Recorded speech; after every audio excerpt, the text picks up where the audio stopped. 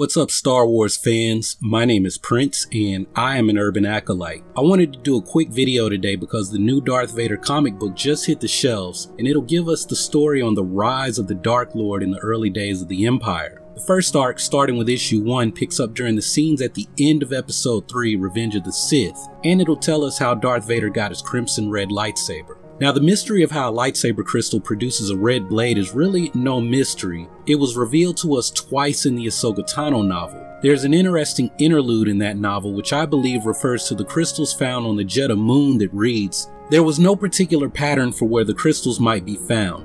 There were some planets that hosted them in countless numbers, and those places were often considered holy or special. Pilgrimages were made and lessons learned and lightsabers crafted, and thus the light crystals went about the galaxy to be put to use. Dark crystals were made too, but not in that holy place. They were plundered from their rightful bearers and corrupted by the hands that stole them. Even rock could be changed by the power of the Force, bleeding alterations until their color was the deepest red. The balance was finally staged between the two, light and dark, and it took very little to upset it." At the end of the novel, when Ahsoka is explaining her white lightsabers to Bail Organa, she says, "I restored them, I freed them. The red crystals were corrupted by the dark side when those who wielded them bent them to their will. They call it making the crystal bleed. That's why the blade is red." So we learn that the Inquisitor that Ahsoka defeated took a lightsaber from one of the fallen Jedi who perished when Darth Vader and the 501st Legion stormed the Jedi Temple as part of Order 66. Now take note of the fact that the Inquisitors were given lightsabers from fallen Jedi,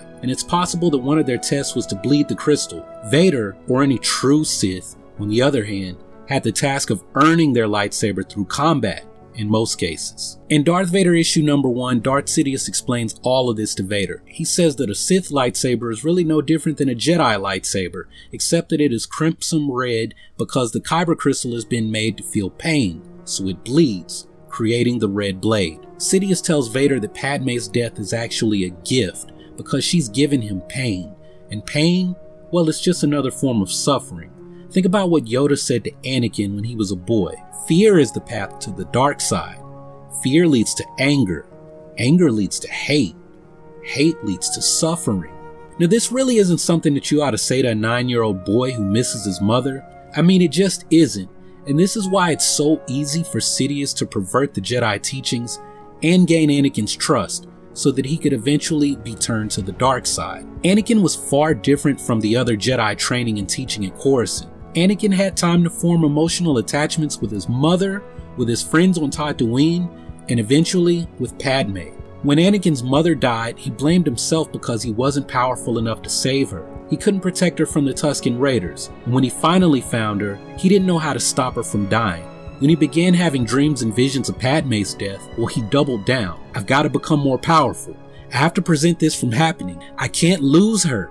I've already lost my mother. I lost Ahsoka once, even though he just sent her off to free Mandalore before he saved Palpatine from Grievous in episode 3. But Anakin was refusing to lose Padme at all costs. So this is where the fear set in.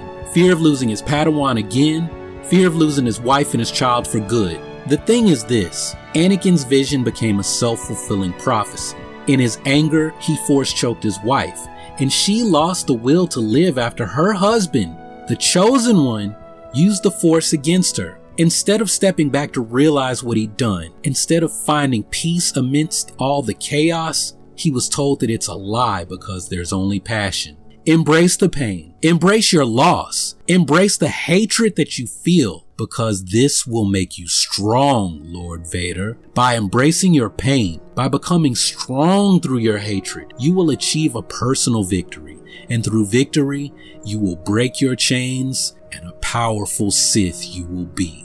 This is what Sidious tells Vader, and it all begins with the pain he feels over losing Padme. So when Vader eventually finds his lightsaber, which I think will come from a Jedi who survived Order 66, Vader will bleed all of his pain into that kyber crystal. And it's like that Jay-Z song Cry. I can't see him coming down my eyes, so I gotta make the song cry. Vader will take all of his pain and make the kyber crystal cry tears of crimson red, like blood. So this is why Padme is the reason that Vader's lightsaber has a red blade.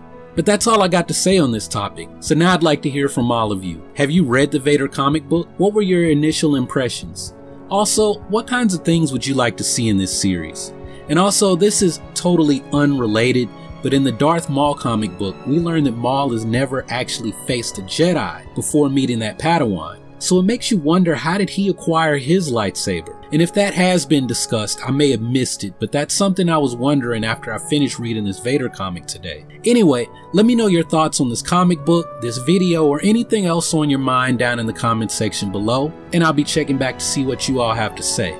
If you haven't subscribed already, go ahead and click on the subscribe button so that you can take your first steps towards becoming an urban acolyte. Make the commitment towards becoming a hero of your own story and become a force for change in your community. Make sure to check back tomorrow if you're enjoying my Star Wars Old Republic series, as I will have a new episode posted tomorrow. I'm going to try to push out 2 episodes, but don't hold me to it, because I'm going to check out the Kung Fu Club at Vanderbilt University, where they teach Chin style Tai Chi and Bagua Zhang. And if you don't know, Chin style is considered by many to be the most combative style of Tai Chi of the family styles, and Bagua is the art that inspired airbending in the Avatar series. I've always been interested in learning Bagua, so I'm very excited to check out that group tomorrow. I've basically been trying to check them out for the last 7 or 8 years. But anyway, that's enough for this video. Thanks for watching. Y'all keep on breathing, and may the force of others be with you. Always.